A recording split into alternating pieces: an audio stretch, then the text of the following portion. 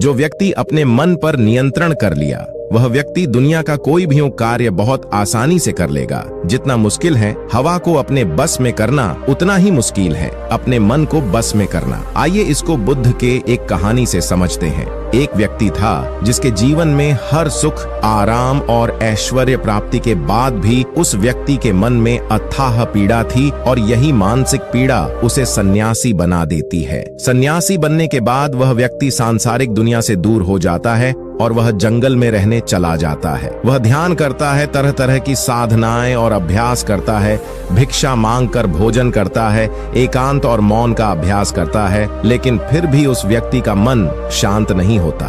वह अंदर से बेचैन और परेशान ही रहता है। उस सन्यासी के मन में यह बात गहराई से बैठती जा रही थी कि मन को वश में करना, मन पर काबू पाना असंभव है।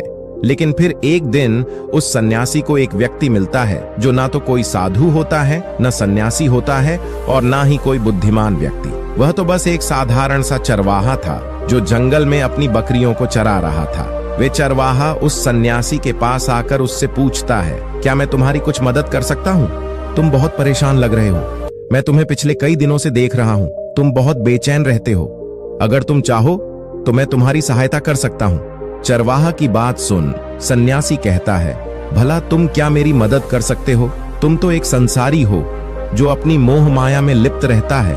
तो चरवाहा उस सन्यासी से कहता है, मैं तुम्हारी मदद कर सकता हूँ। मैं मन को वश में करना चाहता हूँ। चरवाहे के मुंह से यह बात सुन सन्यासी जोर जोर से हंसने लगा और कहता है, क्या कहा तुमने?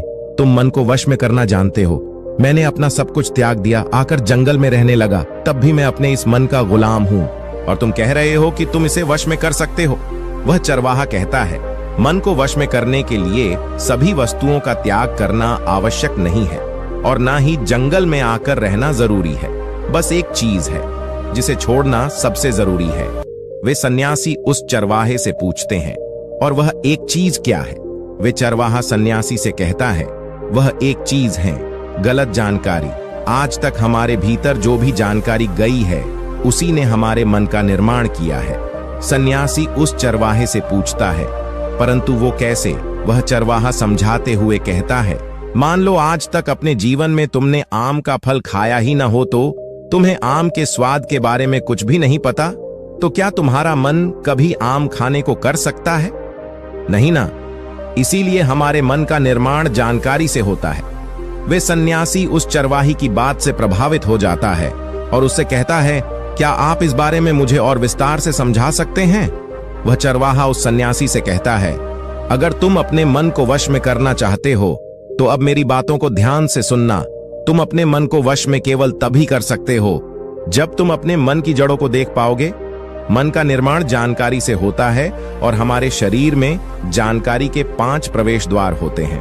पहला, आंख। हम अपनी आंखों से जो कुछ भी देखते हैं, अच्छा या बुरा, वो सब हमारे मन की याददाश्त में इकट्ठा होता रहता है। दूसरा, हमारे कान जो कुछ भी सुनते हैं वह भी हमारे मन में बीज के रूप में बो दिया जाता है। तीसरा, जिसमें चीज का स्वाद हम एक बार ले लेते हैं वो हमारे मन की याददाश्त में अंकित हो जाता है। चौथा है नाक, जो भी हमें एक बार सूंघ लेते हैं, खुशबू या बदबू, वो सभी हमारे मन में दर्ज हो जाती है। और पांचवा है त्वचा, जिसमें चीज को हम एक बार छू लेते हैं, उसकी याददाश्त हमारे मन में कहीं ना कहीं अंकित हो जाती है।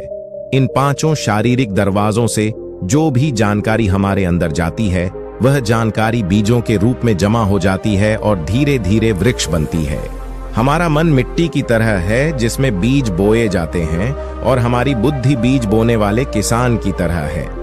अगर हमारी बुद्धि गलत जानकारी के बीजों को सही जानकारी के बीज समझकर बो देगी तो भविष्य में वह बीज वृक्ष बनेगा तो खराब फल ही देगा।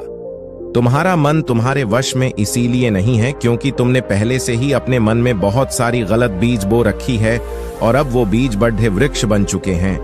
वह सन्यासी उस चरवाहे से पूछता है, तो अब मुझे क्या करना चाहिए? क्योंकि अब तक मैं बहुत सारे गलत बीज बो चुका हूं और जो बीज बोया जा चुके हैं उन्हें वापस निकाला नहीं जा सकता है।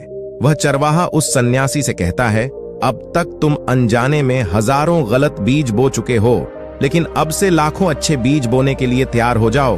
तुमको बस इस बात पर ध्यान देना होगा कि जो तुम्हारे शरीर के 5 प्रवेश द्वार हैं, उनसे होके जो जानकारी अंदर जा रही हैं, वो सही है या गलत। वह सन्यासी कहता है यह कब तक करना होगा, चरवाहा कहता है पूरी जिंदगी करना होगा।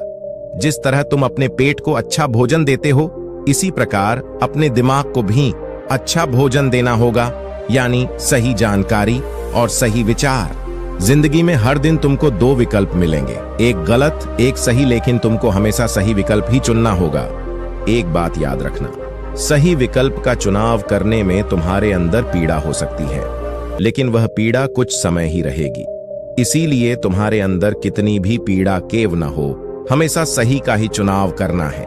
याद रखना, तुम जितना बार सही चुनोगे उतनी बार अच्छा बीज बोओगे, और एक समय ऐसा भी आएगा कि तुम्हारे दिमाग में सिर्फ अच्छे बीज ही रहेंगे, और जिस दिन ऐसा हुआ तो तुम्हारा मन तुम्हारे बस में हो जाएगा। लेकिन इसके लिए तुम्हें आज और अभी से प्रयास करना होगा। वह सन्यासी उस चरवाहे का बात समझ जाता है।